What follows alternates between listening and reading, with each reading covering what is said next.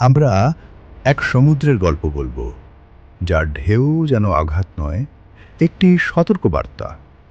এটি বঙ্গোপসাগর, বিশ্বের সবচেয়ে বিপজ্জনক অথচ জীবনে ভরপুর একটি সাগর।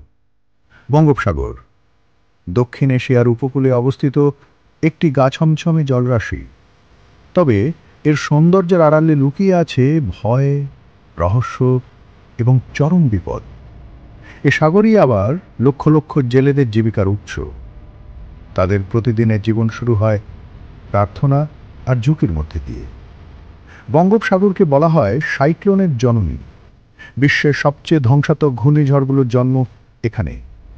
ভোলা ঘূর্ণিঝড় 1970, শিডর 2007, আইলা 2009, আমপান 2020, প্রতিটি রেখে গেছে মৃত্যু ও ধ্বংসের ইতিহাস। প্রশ্ন জাগে, এই সাগরের পানি এত উত্তাল কেন?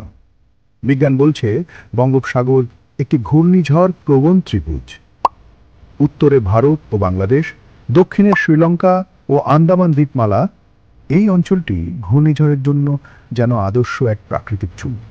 এখানে সাগরের উষ্ণতা দ্রুত বাড়ে, যার ফলে বাতাস ও জলীয় বাষ্পের চাপ তৈরি করে ধ্বংসাত্মক ঘূর্ণিঝড়। প্রতিবারই যা কেড়ে নেয় হাজারো প্রাণ এবং মনে করিয়ে দেয় প্রকৃতির সামনে আমরা কতটা অসহায়।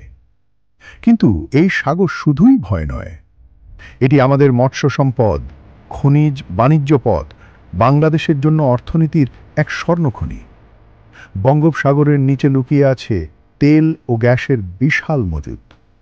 আর সেখানেই শুরু হয়েছে নতুন প্রতিযোগিতা। বাংলাদেশ, ভারত, চীন, এমনকি আমেরিকাও নজর রাখছে এই অঞ্চলে।